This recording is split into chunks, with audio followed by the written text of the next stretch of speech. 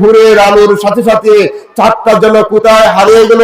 ইব্রাহিম আলাইহিস সালাম বুঝতে পারলেন যে জিনিস নিজেকেই নিজে রক্ষা করতে পারে না, লা ইউহিব্বুল আফিলিন, যে জিনিস নিজেকেই নিজে রক্ষা করতে পারে না সে আমার রব হইতে পারে না, সে আমার আল্লাহ হইতে পারে না। পরের দিন দিনের বেলা ইব্রাহিম আলাইহিস সালাম সূর্যটাকে দেখলেন, সূর্যের প্রচন্ড তাপ, প্রচন্ড প্রখর সূর্যকে দেখে উনি চিন্তা করলেন এই সূর্যটা তো চন্দ্র এবং তারার চেয়ে অনেক বড়, নিশ্চয়ই এই সূর্যটা আমার আল্লাহ। সারাদিন উনি এই সূর্য নিয়ে চিন্তা করলেন, কিন্তু দুপুর পেরিয়ে বিকাল গড়িয়ে যখন সন্ধ্যা হয়ে গেল, রাতের আধারে সূর্যটা যেন কোথায় হারিয়ে গেল। ইব্রাহিম আলাইহিস সালাম বুঝতে পারলেন এই সূর্য আমার আল্লাহ নয়, এই সূর্য আমার রব নয়। ইব্রাহিম আলাইহিস সালাম বললেন যে জিনিস নিজেকে নিজে রক্ষা করতে পারে না, অন্ধকারের মধ্যে যে জিনিস হারিয়ে যায় সেই জিনিস আমার রব হইতে পারে না, আমার আল্লাহ হইতে পারে না। আল্লাহ রাব্বুল আলামিন তখন ইব্রাহিম আলাইহিস সালামের মনের ভাব বুঝতে পারলেন।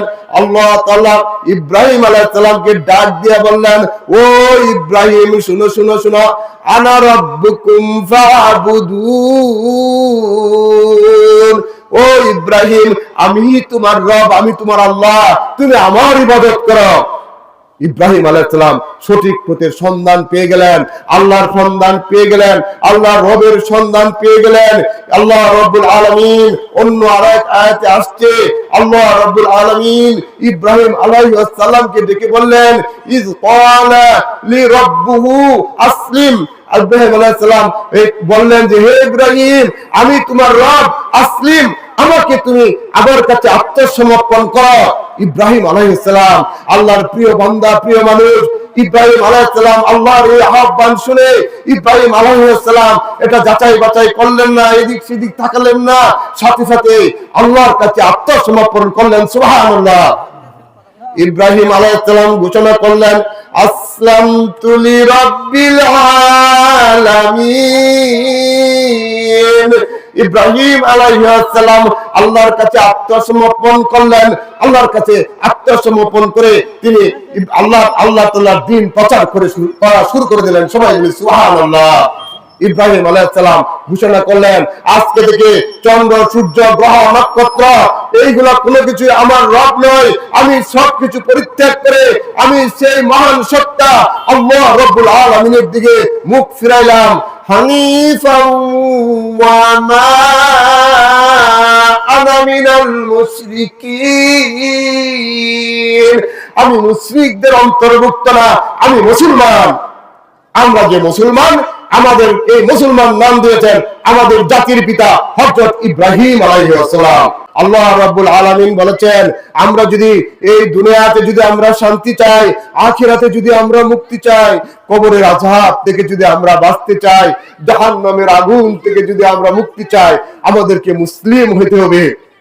এবং আমরা যে মুসলিম, সেই মুসলিম নামটি দিয়েছেন ইব্রাহিম আলাইহিস সালাম।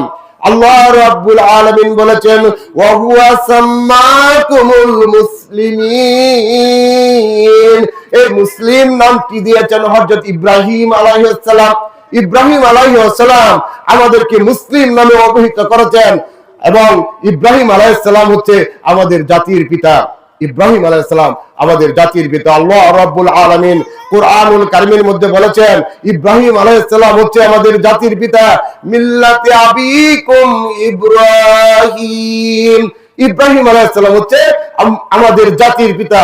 এজন্যই কেউ যদি আমরা যদি ইব্রাহিম আলাইহিস সালাম বাদ দিয়ে আর কাউকে যদি এই জাতির পিতা হিসেবে আকীদা পোষণ করি, বিশ্বাস করি, মুখ দিয়া বলি, তাহলে আমরা আল্লাহর নির্দেশকে অস্বীকার করলাম, আমরা কুরআনুল কারীমের সূরা হজের ৭৮ নম্বর আয়াতকে অস্বীকার করলাম, আমরা কাফের হয়ে যাব।